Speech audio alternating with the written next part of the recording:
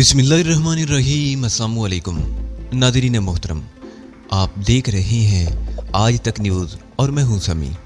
इससे पहले आप इस कहानी की 275 इक़्सा सुन चुके हैं और अब 276 की मुलाहिज़ा फरमाएं। कहीं ऐसा तो नहीं कि लाइल्मी में सरदर्द होने वाली कोई गलती हयात उब्दी में मेरे लिए पछतावा बन जाए। मैं बेखुदी के आलम में आगे बढ़ा, मुझे कुछ होश नहीं था। समाज से कुछ आवाजें टकरा रही थी, मगर देन उन आवाजों को कोई मैनी देने से कासर था। मैं इस वक्त कुछ सुन ही नहीं सकता था, सुनता तब भी उसे नजरअंदाज करना मुझ पर लाजम था।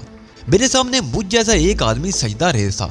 वो इस गुनाह अजीम का मुर्तकिब हो रहा था जो खुदाए रहमान और रहीम के नजदीक भी नाकाबिले मगफरत है, और उसके इस गुनाह का बायस मैं बना था। मैं अपनी तमाम तर बेगुनाही के बावजूद उसे रोकने में एक लम्हे की भी ताखीर कर देता तो वो एक लम्हा मेरे नामा अमाल की हर लाइन पर खते तनसीख खींच सकता था। उस एक लम्हे के लिए तो बड़ी से बड़ी कुर्बानी दी जा सकती थी। मैं अपनी जान का नजराना पेश करके भी खुद को इस गुनाह अजीम से बरीउल ज़िम्मा करार दिलवा लेता तो मैं समझता कि मैंने महंगा सौदा नहीं किया। असूली तौर पर मुझे किसी करीब के इम्कानात पर गौर करना चाहिए था, मगर मैंने नहीं किया। इस वक्त तो सिर्फ एक बात पेश नज़र थी, इसके अलावा हर ख्याल ज़हन से महव हो गया था। वक्त का बहता हुआ धारा थम गया, ख्यालात की रवानी रुक गई थी। हवा के दोष पर उड़ती हुई आवाज़ें साकित हो गई थी। पूरी कायनात का निज़ाम दरम बरम होने को था। हर चीज़ का दारो मिदार मुझ पर था। मेरी जानिब से एक लम्हे की ताखीर क़यामत बर्पा कर सकती थी और मुझे इस क़यामत को रोकना था। क़यामत नहीं आनी चाहिए थी, इसका तो एक वक्त मुकर्रर है, वो वक्त से पहले क्यों आए। मैं चश्मे ज़दन में दरमियानी फासला तय करके जंगली के सर पर पहुंच गया और उसे बाजू से पकड़ लिया। मेरा लम्स महसूस करते उसके जिस्म को एक शदीद झटका लगा और वो यूं उछलकर पीछे हट गया जैसे उसे मेरे लम्स से जलकर खाकस्तर हो जाने का अंदेशा रहा हो। उसके मुंह से तरह तरह की बेमैनी आवाजें निकल रही थीं और वो यूं हाथ हिला रहा था जैसे मुझे अपने करीब आने से रोकना चाहता हो। उठो और अपने पैरों पर खड़े हो जाओ, मैंने पाटदार आवाज में कहा। तुम मेरे सामने क्यों झुके थे? वो तेजी से खड़ा हो गया, उसका सर झुका हुआ था। शायद ये इज़ारे नदामत था। बताओ मैंने क्या पूछा है? मैंने गर्ज कर कहा। मुझे अपनी बात का जवाब चाहिए। उसने अपना सर ऊपर उठाया। उसकी आंखों में आंसू तो नहीं थे, मगर चेहरे पर शदीद बेबसी नजर आ रही थी। फिर उसने अपना मुंह खोल दिया और मैं लर्द कर रह गया। वो गूंगा था, उसकी जबान कटी हुई थी और ये कारनामा उन्हीं लोगों का मालूम होता था जिनकी हम कैद में थे। मेरा खून खोल उठा। जिस्मानी कुव्वत के एतबार से उसे अगर पहाड़ कहा जाए तो बेजा नहीं होगा। उसके साथ उन्होंने इस किस्म का सलूक क्यों किया? वो भेड़ की खाल में भेड़िए थे। मेरे करीब आ जाओ, मैंने बुलंद आवाज में कहा और वो एक बार फिर खौफ से कांपने लगा। सुनो, मैं कोई देवता नहीं हूँ, तुम जैसा ही एक आदमी हूँ। आइंदा मेरे साथ ऐसी हरकत मत करना जैसी तुमने अभी की थी, समझे? उसके चेहरे पर बेबसी फैल गई, लेकिन उसने इस बात में सर हिलाकर रजामंदी का इजहार किया तो मैंने सुकून का सांस लिया। मैं समझ गया था कि वो खुद को नाकाबिले तस्खीर समझता है और मुझसे शिकस्त खाने के बाद वो मुझे कोई आसमानी मखलूक समझने लगा है। जंगलियों में इस किस्म के अकायद बहुत आम है। उसके लिए तुम ताकत के देवता हो चीफ। मुझे अपने नजदीक से बुढ़ की चहकार सुनाई दी। एक बड़ा खतरा टल गया है चीफ, अब हमें कम अज कम इस तरफ से कोई खतरा नहीं रहा। इन जैसे लोग हमेशा बेदर्र होते हैं बुढ़। खतरा तो हमेशा उन लोगों की तरफ से होता है जो भेड़ की खाल में भेड़िए होते हैं। फलसफा छोड़ो चीफ, इस बात पर गौर करो कि ये हमारे लिए कितना कार आमद है। ये बेचारा तो खुद उनका कैदी है, उन्होंने इसकी जबान काट कर इसे गूंगा कर दिया है। अब देखो हमारे साथ क्या सलूक होता है। ये लोग भेड़िए ही तो हैं अली, तहजीब ने नफरत से कहा। इनका हमेशा से यही काम रहा है कि दुनिया के सामने खुद को मजलूम बनाकर पेश करते हैं और अंदर ही अंदर दूसरों पर मुजालिम ढाते हैं। इससे बात करने में मुझे कोई खतरा तो नहीं होगा चीफ, बुढ़ ने मुझसे कहा। नहीं, तुम्हारे और तहजीब के लिए यह बिल्कुल बेजरर हो गया है, मगर तुम इससे बात करके क्या करोगे? मुझे जवाब देने की बजाय बूढ़ जंगली की तरफ मुतवज्जो हो गया। सुनो, तुम कहाँ रहते हो? बूढ़ ने जंगली से पूछा और उसने मैदान की तरफ हाथ उठा दिया। ये तो बड़ा मसला हो गया चीफ, बूढ़ ने तशवीश से कहा। ये तो खुद भी वहीं रहता है, अब हम कहाँ जाएंगे? तुम्हारा दिमाग तो नहीं खराब हो गया? तहजीब ने झुंझलाए हुए लहजे में कहा। हम इस जंगली के साथ रहेंगे तो इसमें हर्ज भी क्या है मैडम? बूढ़ ने बड़ी ढिठाई से कहा। चीफ इसके लिए देवर है तो अब देवरानी हुई। तुम देख रहे हो अली, तहजीब ने भिन्ना कर कहा। ये किस कदर बेहूदगी कर रहा है। तुमने इसके दिमाग इस कदर खराब किए हैं, मैंने हंस कर कहा। वैसे भी इसने कोई ऐसी गलत बात तो नहीं की। बस तो फिर ठीक है चीफ, बूढ़ खुशी से उछलकर बोला। हम इस जंगली के साथ चलते हैं, इसके साथ ही रहेंगे। मैं तुम्हें बता चुका हूँ कि ये उन्हीं का आदमी है, उसके बावजूद तुम इसके साथ रहने पर इसरार कर रहे हो तो मुझे कोई इतराज नहीं। तुम तो हर बात की मुखालफत कर रहे हो। फरार होने की कोशिश भी ना करें, इसके साथ भी ना रहे तो क्या हवा में मुअल्लक हो जाएं? अगर तुम हवा में मुअल्लक हो सको तो मुझे इस पर भी कोई इतराज नहीं, लेकिन अपने मामले में मैं खुद मुख्तार हूँ और मेरा ऐसा कोई इरादा नहीं है। चलो छुट्टी हुई। बूढ़ वहीं धरना देकर बैठ गया। एक बात से तुम्हें इख्तलाफ है, दूसरी पर कोई इतराज नहीं और तीसरी का इरादा नहीं। जब तुम किसी नतीजे पर पहुंच जाओ तो मुझे बता देना। ये तो वाकई संगीन मसला है अली, तहजीब ने कहा। हमें जल्द से जल्द कोई एक फैसला करके उस पर अमल पैरा होना चाहिए। फैसला तो मैं बहुत पहले कर चुका हूँ, मैंने कहा। हम फौरी तौर पर खुद को इनके हवाले कर देंगे। ये क्या कह रहे हो अली? तहजीब ने हैरत से कहा। बूढ़ का भी मुंह खुल गया था और वो मुंह फाड़े मुझे घूर रहा था। हमारे दरमियान यही बात तो तय हुई थी। ये मालूम होना भी तो जरूरी है कि आखिर रैंडल चाहता क्या है। हमें जिंदा रखने से उसका कोई खास मकसद तो जरूर होगा। तो अपने साथ दूसरों को भी मरवाओगे चीफ? ये कहाँ की अक्लमंदी है कि आदमी हाथ बांधे दुश्मन के हुजूर जा खड़ा हो। जंगली जहाँ था वहीं खड़ा था और उसका सर बदस्तूर झुका हुआ था।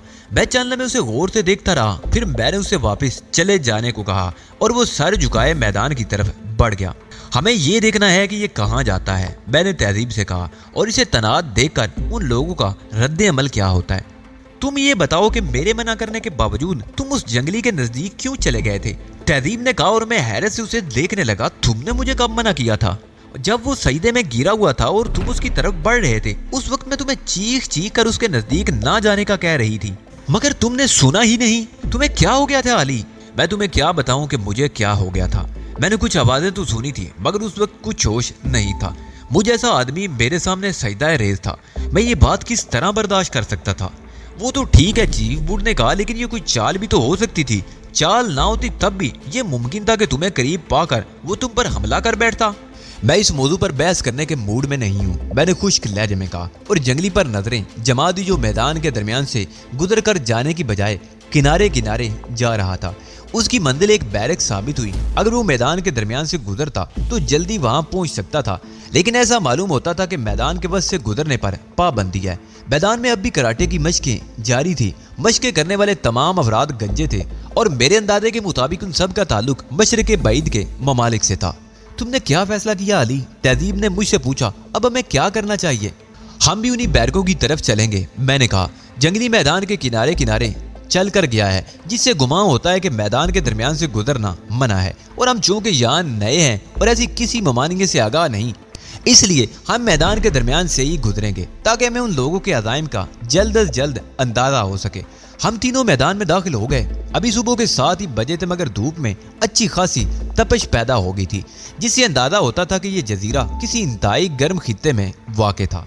हम निहायत बेपरवाही से चल रहे थे, यूं जैसे सैरो सियाहत के लिए आए हों। तहजीब और बूढ़ को मैंने ये अंदाज अपनाने की खास तौर पर हदायत की थी और वो मेरी हर हदायत पर हरफ बहरफ अमल कर रहे थे। जैसे जैसे हम मैदान के बस की तरफ बढ़ रहे थे, मशकें करने वालों की आवाज़ें भी तेज होती जा रही थी। वो अंदाजन 50-50, 60-60 की टुकड़ियों में चारों तरफ मौजूद थे और उन सब के मुंह उस शख्स की तरफ थे जो उनके ऐन वस्त में था। उन सबको वही शख्स मशकें करा रहा था। उनसे कुछ फासले पर पहुंचकर हम रुक गए। मुझे तवक्को थी कि कोई हमें रोकेगा, मगर ऐसा नहीं हुआ था। किसी ने हम पर तवज्जो तक नहीं दी थी। यूं मालूम होता था जैसे कोई गैर मामूली बात ही ना हुई हो। कुछ देर हम वहीं खड़े रहे, फिर हमने उनके गिर्द चक्कर लगाया, लेकिन किसी ने हमारी तरफ आंख उठाकर भी नहीं देखा। ये वाकई बहुत अच्छे लोग मालूम होते हैं चीफ। मैं सोच रहा हूँ अच्छा मौका है, क्यों ना मैं भी कराटे सीख ही लूँ। ख्याल तो बहुत उम्दा है। मैंने बूढ़ को तारीफी नजरों से देखा। इस तरह तुम बोर भी नहीं रहोगे और मुफ्त में कराटे भी सीख लोगे। बूढ़ ने बेयकीनी से मेरी तरफ देखा। तो क्या मैं जाऊं? उसने हैरत से पूछा। जबान से तो इजाजत दे चुका हूँ, अब कहो तो लिख कर भी इजाजत दे दूं, मैंने कहा, और बूढ़ आंखें फाड़ कर मुझे देखने लगा। अब शायद तुम्हें डर लग रहा है, मैंने तंजिया लहजे में कहा। अगर इतने ही बुज़दिल हो तो ऐसी बात ही क्यों निकालते हो जिस पर अमल नहीं कर सकते? बुज़दिली का ताना सुनकर बूढ़ आपे से बाहर हो गया और तेज तेज कदमों से जाकर उन लोगों में शामिल हो गया जो कराटे की मशकें कर रहे थे। मैं बड़ी दिलचस्पी से उसे देख रहा था। मेरा मकसद ये था कि उन लोगों का रद्द अमल मालूम कर सकूं, मगर उनमें से किसी ने भी बूढ़ पर तवज्जो नहीं दी थी। तुम बाज़ औक़ात ज़्यादती कर जाते हो, तहज़ीब ने मुझसे कहा। ख्वाह-मुख़्वाह उसे गुस्सा दिला दिया। अगर उसे कुछ हो जाता तो? मैं यही तो देखना चाह रहा था कि ये लोग कितने पानी में हैं, और इस बात का मुझे यकीन था कि बुढ़ के लिए कोई खतरा ना होगा, वरना मैं उसे हरगिज़ उनके करीब ना जाने देता। बुढ़ ने कुछ देर उल्टे सीधे पैर चलाए, फिर वो वापस पलट आया। गर्मी बहुत है चीफ, उसने हाँफते हुए कहा। फिर ये चीज़ मुझे कुछ ज़्यादा पसंद भी नहीं आई, कल से देखेंगे। चलो कोई बात नहीं, मैंने हंसकर कहा। अब आराम करने के लिए कोई जगह तलाश करते हैं। हम निहायत इत्मीनान से बैरकों तक चले गए और बैरकों की कुल तादाद 10 थी। हर बैरक के ऊपर हरियाली नजर आ रही थी, यानी उन्हें कैमोफ्लेज किया गया था ताकि जजीरे पर किसी किस्म की तामीरात का सुराग ना लगाया जा सके। हम उन बैरकों के कमरों में झांकते फिर रहे थे और हमें रोकने टोकने वाला कोई नहीं था। हर कमरे में थोड़ा बहुत सामान जरूर मौजूद था, जिससे जाहिर होता था कि वहाँ कुछ लोग मुकीम है। काफी देर तक घूमने फिरने के बाद हमें एक ऐसा कमरा नजर आ गया जिसमें सिर्फ 3 अदद फोल्डिंग बेड और एक अलमारी थी। इसके अलावा वहाँ कुछ और नहीं था। मुबारक हो चीफ, बुढ़ ने कहा। ये लोग तो वाकई बड़े मेहमान नवाज हैं। हमारे क़याम का बंदोबस्त तो इन्होंने कर रखा है। मुमकिन है ये बात तुमने मजाक में कही हो, मैंने बुढ़ से कहा, मगर मेरा ख्याल है कि दरहकीकत ये कमरा हमारे लिए ही है, और चूंकि हमारे पास किसी किस्म का सामान नहीं, लिहाजा हम इसी वक्त से इस कमरे में डेरा जमा सकते हैं। हम लोग निहायत इत्मीनान से पलंगों पर दराज हो गए। मैं तो दरहकीकत मुतमईन था, इसलिए कि मैंने खुद को हालात के दायरे पर छोड़ दिया था, मगर तहजीब और बुढ़ मुतमईन नहीं थे। हम कितने अजीब हालात का शिकार हो गए हैं अली, तहजीब ने कहा। इन लोगों ने तो हमें कोई अफसानवी किरदार बनाकर रख दिया है। सोचना सिर्फ वहाँ का आरामद होता है तहजीब, जहाँ इससे कोई नतीजा निकलने की तवक्को हो, और जब हालात काबू से बाहर हो जाएं तो सोचना छोड़ देना चाहिए। जिन लोगों को अपनी सोचों पर इख्तियार हो वो काबिल रिश्क होते हैं, तहजीब ने कहा, और मुझे क्या लगा कि मैं तुम्हारी तरह काबिल रिश्क शख्सियत नहीं हूँ। हम या तो मर जाएंगे या बच निकलेंगे। दोनों सूरतों में ज़हन को थकाने से क्या फ़ायदा। ये सोचो कि हमें कोई फिक्र नहीं है। रैंडल हावर्ड ने हमें उन बखेड़ों से निजात दिला दी है जिनसे निजात हासिल करना हमारे लिए मुमकिन नहीं था। हम कोशिश के बावजूद तफरीह के लिए वक्त नहीं निकाल पाते थे। अगर निकाल लेते तब भी बहुत से तफिक्रात जान को लागू रहते। हमें तो रैंडल का शुक्रगुजार होना चाहिए जिसने हमें फुर्सत के कुछ लम्हात तो बख्शे। मालूम नहीं फुर्सत का ये वक्त कब खत्म हो जाए, इसलिए मेरा मशवरा है कि इससे ज्यादा लुत्फअंदोज होने की कोशिश करें। कम वक्ती तो हर हाल में बूढ़ की आएगी। बूढ़ ने उछलकर पलंग पर बैठते हुए कहा। तुम दोनों तो तफरीह करोगे और बूढ़ भाड़ झोंकेगा। क्यों? तुम क्यों बाढ़ झोंकोगे? मैंने हैरत से कहा। तुमने तो पहले कभी जिक्र नहीं किया कि तुम अपने फुर्सत के औकात बाढ़ झोंक कर गुजारते हो। हाँ, अब तो तुम्हें हरी हरी सूझेगी। मैडम के साथ बेफिक्री से वक्त गुजारने को जो मिल रहा है, बूढ़ ने जल कर कहा। मैं समझा नहीं बूढ़, मैंने अनजान बनते हुए कहा। क्या तुम्हें कोई परेशानी है? अगर ऐसा है तो तुम्हें चाहिए कि मुझे बता दो ताकि मैं किसी तरह उसे हल करने की कोशिश करूं। अरे अकेला आदमी क्या खाक तफरी करेगा? बूढ़ ने अपना सर पीटते हुए कहा। लेकिन तुम अकेले तो नहीं हो बूढ़, मैंने हैरत से कहा। मैं और तहजीब भी तो तुम्हारे साथ हैं, और ये सरसब्जो शादाब जजीरा है, और फिजाओं में उड़ते हुए समंदरी परिंदे हैं, और ये 2 गंजे गिद्ध हैं। बूढ़ ने कराटे की मशकें करने वालों की तरफ इशारा किया। और वो हसीनो जमील जंगली है जिसकी रंगत उल्टे तवे को भी शर्माती है और जिसकी संगत दिल को लरजाती है। तहजीब को हंसी आ गई। आखिर तुम इस कदर कटखने क्यों हो रहे हो? आम हालात में तो तुम बहुत खुश मिजाज होते हो।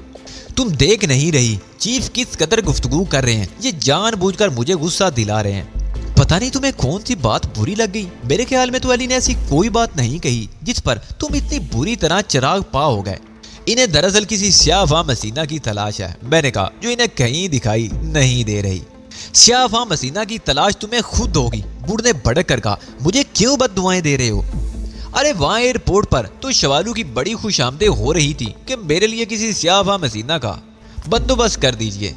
वो तो मैं उसे घिस रहा था, बूढ़ ने भड़क कर कहा। मेरा ये मकसद थोड़ी था कि वाकई ही कोई स्याफा मेरे पल्ले बांध दी जाए।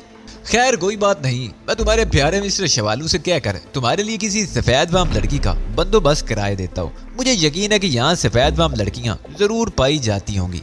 मेरे सामने शवालू का नाम भी मत लो।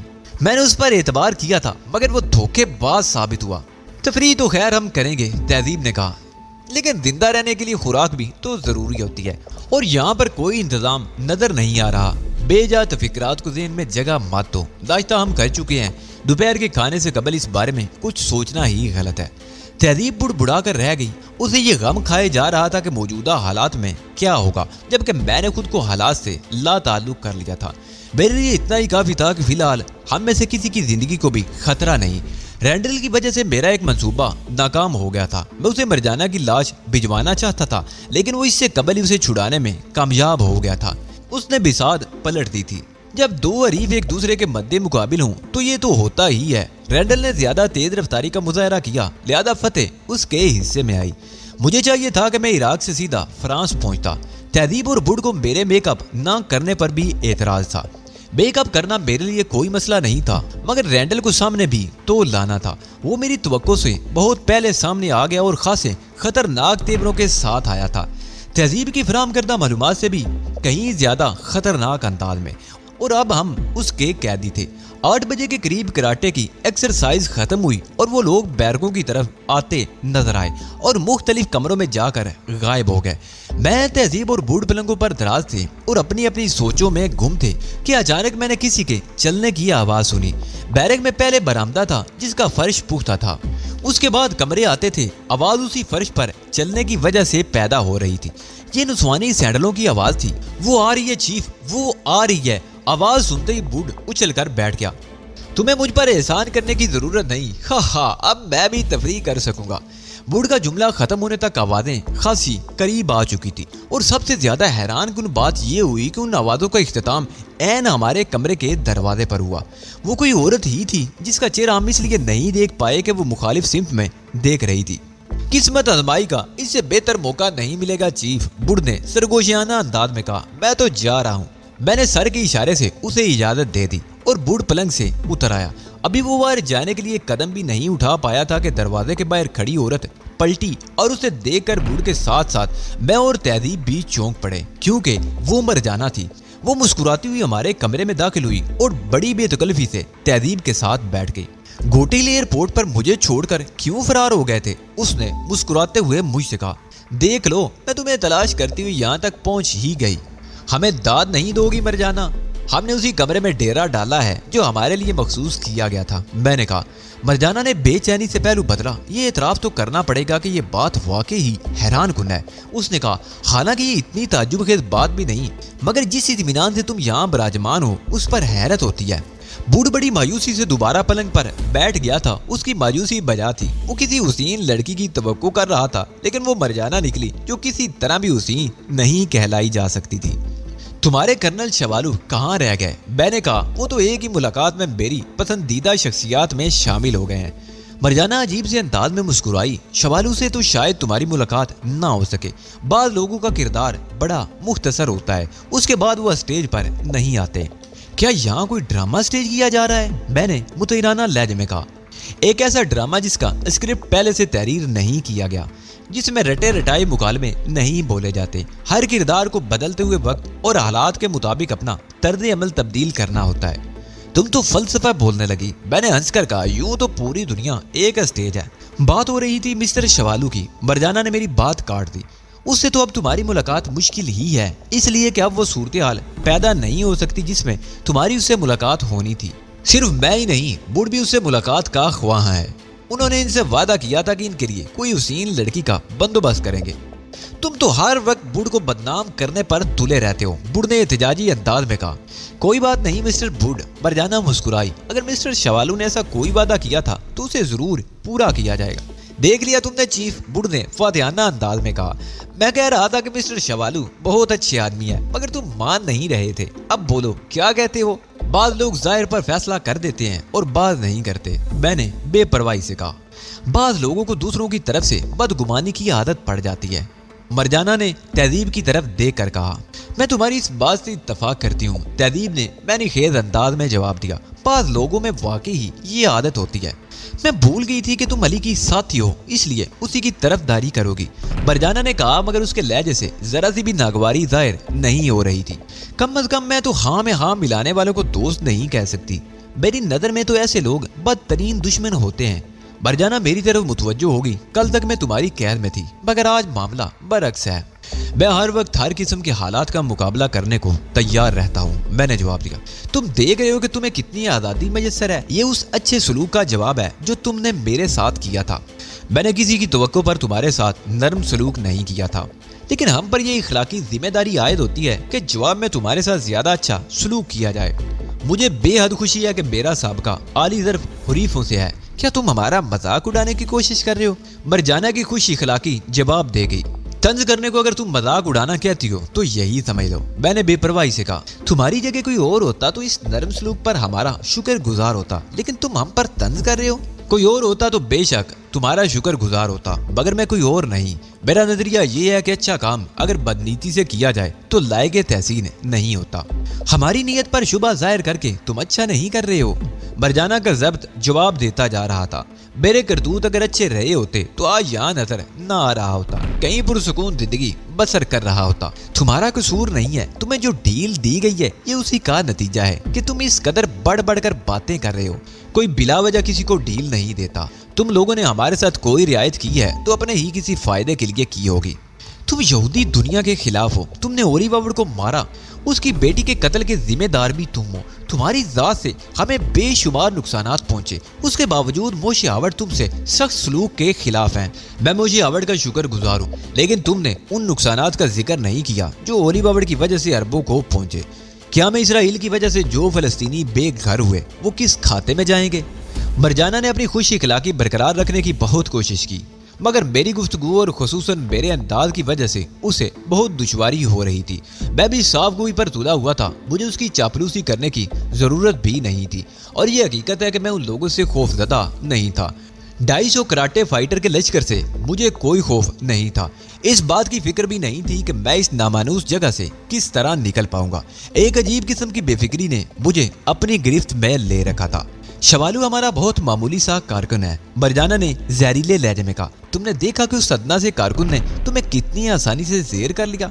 तुम्हें तो अपनी सलाहियतों पर बड़ा घमंड है। तुमने 3 बातें कही जिनमें से 2 गलत हैं। मैंने बड़े इत्मीनान से कहा, सिर्फ ये बात दुरुस्त है कि उसने मुझे निहायत आसानी से जेर कर लिया, बाकी दोनों बातें गलत हैं। ना तो शवालू कोई मामूली कारकुन है और ना ही मुझे अपनी सलाहियतों पर घमंड है। मैं तो बहुत बेसलाहियत आदमी हूँ। जो कारनामा भी मुझसे सरजद होता है उसके लिए मैं अपने रब का शुक्र गुजार होता हूँ, वरना हकीकत ये है कि मैं कुछ भी नहीं हूँ। तुम इसलिए शवालू को हमारा मामूली कारकुन मानने से इनकार कर रहे हो कि उसने तुम्हें शिकस्त फाश से 2-4 कर दिया। अगर तुमने उसे मामूली आदमी तस्लीम कर लिया, उससे तुम्हारी बड़ाई में फर्क पड़ेगा। बड़ाई होगी तभी तो फर्क पड़ेगा। मैंने मुस्कुरा कर कहा, अगर तुम मुझे बड़ा आदमी समझती तो ये तुम्हारा उसने नजर है। बेफिक्र रहो, तुम्हारे दिन पूरे हो चुके हैं। मुस्तकबिल में तुमसे कोई कारनामा सरदद नहीं हो सकेगा। अब तुमने पेशीन गोइयां शुरू कर दी। क्या तुम इल्म नजूम से भी वाकिफ हो? कोई बात नहीं अली, मरजाना ने सारी लाकर कहा। तुम्हारा वक्त थोड़ा सा रह गया है। जिस कदर चहकना चाहो चहक लो, उसके बाद तुम्हें मौका नहीं मिलेगा। क्या तुम इसी किस्म की गुफ्तगू करने के लिए यहाँ आई थी? तहदीब ने कहा और मरजाना चौंक पड़ी। नहीं, मैं तो तुम्हें नाश्ते के लिए लेने आई थी, मगर तुमने मुझे बातों में उलझा लिया।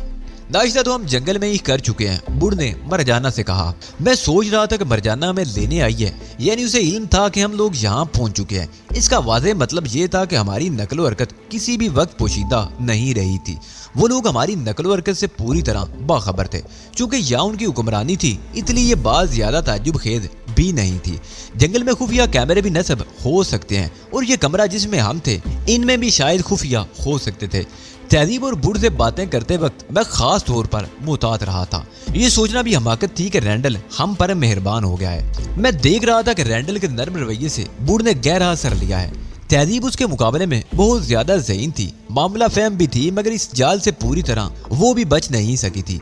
उसके ज़हन में ज्यादा से ज्यादा यही शुबा हो सकता था कि मुस्तकबिल में इन लोगों का रवैया हमारे साथ तब्दील हो जाएगा। मुमकिन है वो समझ रही हो कि रैंडल हमसे मालूमात हासिल करने के लिए हम पर तशद्दुद करेगा, मगर ऐसा नहीं था। मैं तो किसी बहुत बड़े तूफान की तवक्को कर रहा था। तुम लोग मेरे साथ चलो, मरजाना कह रही थी। मैं तुम्हें उस मैस में ले चलती हूँ जहाँ तुम्हें खाना खाने के औकात में पहुँचना होगा। तुम लोग बहुत अच्छे मालूम होते हो, बुढ़ ने कहा। मैं तो सोच रहा था कि मैं भूखा ही ना मर जाना पड़ जाए। मालूम नहीं ये कौन सी जगह है। इस जंगली को देखकर तो मैं खौफ ही खा गया था। मरजाना हंस पड़ी। अब तो तुम्हें इससे कोई खतरा नहीं रह गया। तुम्हारे चीफ ने इसे शिकस्त दे दी है, और ये जंगली लोग जिससे शिकस्त खा जाएं उसे देवता का दर्जा दे देते हैं। मैंने मेरी खेद अंदाज में सारी लाया। जंगल में हम पर जो कुछ गुजरी ये लोग उससे भी वाकिफ थे। इनसे कुछ भी पोशीदा नहीं था। इसका मतलब ये था कि हम फरार होने की कोशिश करते तो वो रायगाह ही जाती। मरजाना की मुहैयत में हम बैरक के कमरे से बाहर निकले। वो मैं बैरकों के आगे ले गई जहाँ एक बैरकों में से मुख्तलिफ इमारत नजर आ रही थी। इस इमारत का महल्ले वकूअ ज़हन नशीन कर लो। मरजाना ने कहा, सुबह 8 बजे से 9 बजे तक नाश्ते का वक्त होता है। दोपहर के खाने के लिए 1 से 2 और रात के खाने के लिए 8 से 9 बजे का वक्त मुकर्रर है। अगर तुमने इन औकात की पाबंदी ना की तो खाने से महरूम रह जाओगे और अगले वक्त तक तुम्हें भूखा रहना पड़ेगा। तुम पर कोई पाबंदी नहीं है, जहाँ चाहो घूमो फिरो, लेकिन खाने के वक्त यहाँ पहुँच जाओ। हम अंदर दाखिल हुए तो यूं महसूस हुआ जैसे किसी वसी व अरीज कैंटीन में आ गए हो। मेजों की तादाद 50 से भी जायद थी और हर मेज पर 4 अफराद के बैठने की गुंजाइश थी। तुम लोग अगर कुछ खाना पीना चाहो तो खा पी लो। मरजाना ने कहा, नाश्ता करने के बाद तुम्हें मेरे साथ चलना है। मैंने मेस में नाश्ता करते हुए अफराद पर एक तायराना निगाह डाली। उनमें बेशतर वही गंजे कराटे फाइटर थे जिन्हें हमने ग्राउंड में कराटे की मशकें करते देखा था। यहाँ नाश्ता और खाना तो मिल जाएगा मगर शायद चाय ना मिल सके। मैंने कहा, जरूर मिलेगी। यहाँ बहुत कम लोग चाय पीते हैं मगर उनके लिए चाय फराम की जाती है। मरजाना मुझे एक किनारे पर बने हुए काउंटर पर ले गई जिसके अकब में किचन था। मैस में वेटर का कोई तस्वुर नहीं था, इसलिए काउंटर से अपने लिए खुद ही खाना लाना था। मैं महसूस कर रहा था कि मैस में मौजूद हर फर्द के रवैये और अंदाज में मरजाना के लिए एहतराम था। ये बात यकीनी थी कि मरजाना किसी इम्तियाजी हैसियत की हामिल है। काउंटर से चाय लेकर हम उस टेबल पर आए जहाँ बुढ़ और तहजीब बैठे थे। हमारे साथ मरजाना ने भी चाय पी थी। चाय पीने के बाद हम बस से बाहर निकल आए। इस बार हमारी मंजिल वो हमारे साबित हुई जिसे हैंगर की तर्ज पर तामीर किया गया था। मेरे अंदाजे के मुताबिक उसका रकबा 1 एकड़ के लगभग जरूर था। इमारत का यानी दियो का मत गेट बंद था, लेकिन हम उसके सामने पहुंचे तो वो खुद ब खुद खुल गया और हमारे अंदर दाखिल होने के बाद वो दोबारा बंद हो गया। वो एक हाल था, बिल्कुल किसी सिनेमा हॉल की तरह। उसकी लंबाई चौड़ाई भी किसी दरमियाना साइज के हाल से ज्यादा नहीं थी। सामने वाली दीवार पर स्क्रीन नस्ब थी जिसके सामने हाल की पूरी चौड़ाई पर मुहित चबूतरा था जिसे बवक्ते जरूरत स्टेज के तौर पर इस्तेमाल किया जा सकता था। इस हाल में कोई सेट नहीं था, कोई दरवाजा नहीं था मां सिवाय उस गेट के जिससे हम अंदर दाखिल हुए थे, और कोई पर्दा इजेक्शन रूम नहीं था। बाहर से इमारत का रकबा जितना नजर आता था ये हाल उसका चौथाई भी नहीं था, जिसका मतलब यही था कि बकिया हिस्सा और किसी मकसद के लिए इस्तेमाल होता है। अभी मैं हाल का जायजा ही ले रहा था कि एकदम स्क्रीन रोशन हो गई और उसके साथ ही हाल में जलती हुई तेज रोशनियां बुझ गई। हम सब स्क्रीन की तरफ मुतवज्जो हो गए। स्क्रीन पर एक वसी और अरीज हाल का मंदिर उभरा हुआ था जिसमें 2 एकल मशीनें नस्ब थी। मैं बड़ी तवज्जो से उन मशीनों को देख रहा था जिनके बारे में मेरे लिए ये अंदाजा लगाना मुश्किल था कि वो किस काम आती होंगी। ये मंदिर स्क्रीन पर बमुश्किल चंद सेकंड बरकरार रहा, फिर उसकी जगह एक कमरा नजर आने लगा। एक बड़ी सी बेज के अकब में कोई शख्स बैठा था जिसकी पुश्त हमारी तरफ थी। उस शख्स का रुख दीवार की तरफ था और दीवार पर नजर पड़ते ही मेरा खून खोल उठा। पूरी दीवार पर इसराइल का नक्शा नजर आ रहा था जिसमें इसराइल की सरहदें सऊदी अरब तक फैली हुई थी। उर्दन, इराक, शाम, लुबनान और कुवैत की जगह भी इसराइल की हुदूद नजर आ रही थी। यानी ये इसराइल का वो तोसी नक्शा था जिसे मुकम्मल करने के लिए यहूदी लाबी रोज़ो शब सरगर्दां थी। वो सऊदी अरब समेत मशरिक़ वुस्ता के तमाम ममालिक को हड़प कर लेना चाहते थे और दुनिया भर के सामने अपनी मजलूमियत का ढंढोरा पीटते थे। तहजीब मेरे बराबर ही खड़ी थी। उसने अंधेरे में मेरा हाथ थाम दिया और होले से मेरा हाथ दबाया। ये मेरे लिए पुरसुकून रहने का इशारा था। तहजीब मेरी मिजाज आशना थी। उसे मालूम था कि ये बेहुदा नक्शा देखकर मैं अपने जज्बात पर काबू नहीं रख सकूंगा। तहजीब के लम्स ने मुझे पुरसुकून होने में मदद दी। स्क्रीन पर नजर आने वाला शख्स रिवॉल्विंग चेयर पर बैठा था। उसने कुर्सी घुमाकर हमारी तरफ रुख कर दिया। चेहरे से वो अमेरिकन मालूम होता था और उसकी उम्र 30-35 के लगभग नजर आती थी। उसकी बवें घनी थी और आपस में मिली हुई थी, जिससे जाहिर होता था कि वो मजबूत असाब का मालिक है। जबड़े और ठोड़ी की बनावट उसे सख्त गिर और शफाक जाहिर करती थी, जबकि उसकी नीली आंखों से बेपनाह जहानत टपकती हुई महसूस होती थी। मैं तुम्हें तुम्हारे साथियों समेत खुश आमदीद कहता हूँ मिस्टर अली, उस शख्स ने कहा। उसकी आवाज नरम और मुलायम थी, होंठों पर मुस्कुराहट थी। मैंने अंदाजा लगा लिया कि यही रेंटल है। तहजीब मुझे उसके बारे में पहले ही आगाह कर चुकी थी। वो निहायत ठंडे मिजाज का आदमी था। शख्स के सामने दिमाग ठंडा रखना बेहद जरूरी होता है, जबकि अकब में मौजूद है। मौजूदा इसराइल का फर्दी नक्शा देखकर मैं पहले ही आपे से बाहर हो चुका था। तहजीब ने बर वक्त सहारा ना दिया होता तो मेरी जबान शोले उगल रही होती और ये रैंडल की कामयाबी होती। उस जैसे लोग दूसरों को मुश्तइल करने के माहिर होते हैं। उन्हें शिकस्त देने के लिए खुद पर काबू जरूरी होता है। मैं अपने मौसन का नाम पूछ सकता हूँ? मैंने इंतहाई नरम लहजे में कहा। मेरी आवाज के साथ ही कुछ स्पॉट लाइट रोशन हुई और हम चारों को अपने हाथे में ले लिया गया। अब रैंडल भी हमें देख सकेगा। तुम मुझसे गायबाना तौर पर वाकिफ हो मिस्टर अली।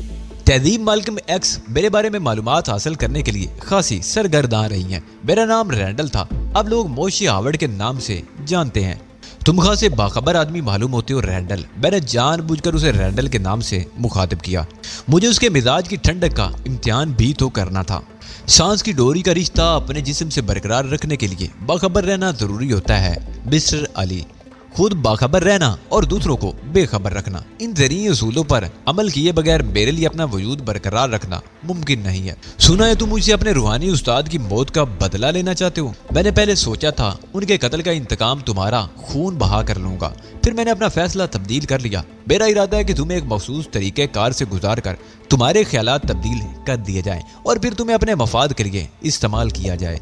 लेकिन अब मुझे अपने उस ख्याल पर भी नजरसानी करनी पड़ेगी। तुम तो बहुत बासलाहियत आदमी हो, वरना एक मामूली से कारिंदे के काबू में इतनी आसानी से तुम ना आ गए होते। मैं तुमसे मुत्तफिक हूँ रैंडल, तुम्हें अपने फैसले पर हारगिज़ अमल नहीं करना चाहिए, लेकिन तुमने भी मुझे बहुत मायूस किया है। मैं तो समझता था कि तुम कोई ज़हीन आदमी होगे। रैंडल मुस्कुराया। मैंने कभी बहुत ज्यादा ज़हीन होने का दावा नहीं किया।